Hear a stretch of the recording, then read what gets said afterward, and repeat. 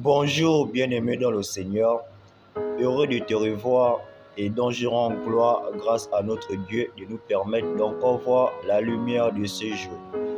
Bien sûr que j'étais absent durant cette fête de Pâques, donc qui est le sujet que je viens annoncer dans cette nouvelle vidéo. J'étais absent durant ces quelques jours parce qu'il m'a fallu aller sur la montagne afin de traiter avec le Très-Haut, afin de mieux mettre les choses sur la bonne voie et de mieux être concentré sur la mission que j'ai à faire. Donc, il m'a fallu un peu me retirer des réseaux sociaux, de beaucoup de choses pour mieux être recadré et relancé.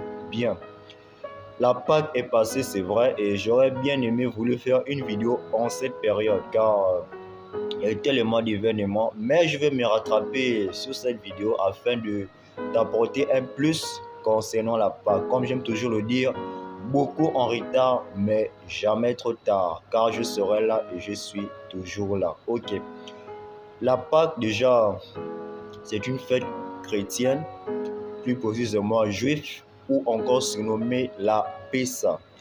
Voilà, c'est une fête qui est pratiquée, qui concerne simplement la résurrection du Sauveur et du Seigneur Jésus-Christ, qui est mon Dieu, car moi Jésus, c'est mon Dieu, je l'ai choisi et je me suis engagé de le suivre en bien comme en mal.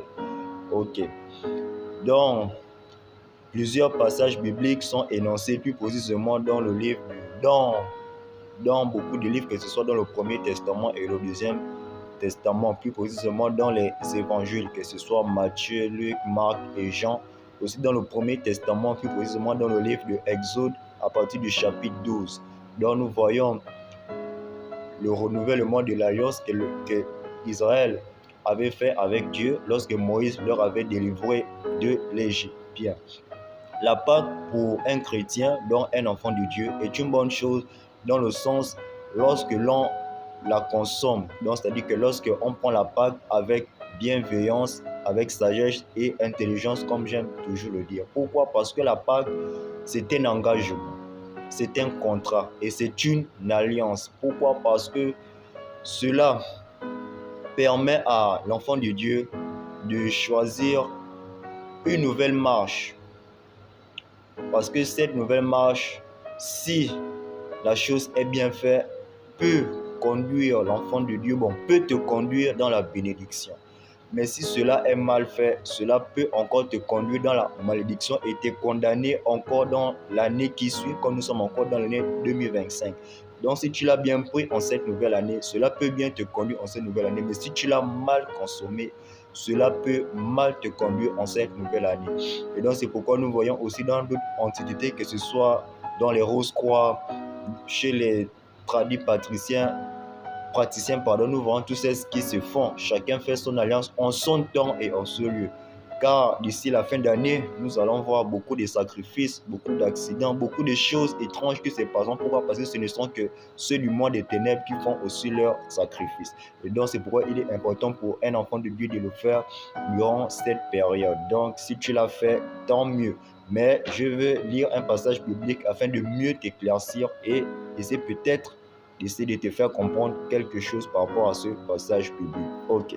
Alors, comme je l'ai dit tout à l'heure, donc voici la lecture que je vais effectuer dans le livre de 1 Corinthiens du chapitre 11 à partir du verset 25 à 31.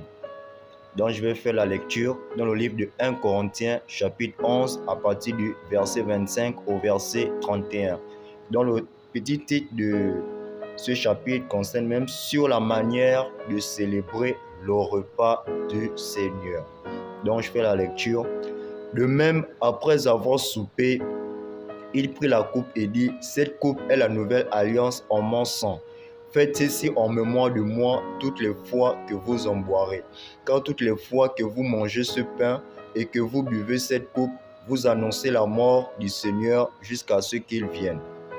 C'est pourquoi celui qui mangera le pain ou boira la coupe du Seigneur indignement sera coupable envers le corps et le sang du Seigneur. Que chacun donc s'éprouve soi-même, et qu'ainsi il mange du pain et boive de la coupe, car celui qui mange et boit sans discerner le corps du Seigneur mange et boit un jugement contre lui-même. C'est pour cela qu'il y a parmi vous beaucoup d'infirmes et de malades et qu'un grand nombre sont morts. Si nous nous jugions nous-mêmes, nous ne serions pas jugés. Alors tu vois, ce passage éveille beaucoup l'esprit et la conscience de celui qui consomme la Pâque. Parce qu'on ne consomme pas la Pâque dans le désordre, dans la naïveté ou par suivisme, non. Mais on la consomme tout comme le baptême. Ce sont des engagements que l'on fait. Ce sont des alliances afin de renverser les autels familiales, ancestrales, afin de désormais changer l'histoire du processus de ta vie. Donc, si tu l'as fait avec sincérité, c'est pour briser les chaînes et les barrières qui bloquent ta vie, qui te sont encore liées par les liens familiaux, comme je venais de le dire. Donc, si tu l'as consommé avec sagesse et bienveillance, gloire à Dieu. Sur ce, à très prochaine pour la prochaine vidéo. Ciao.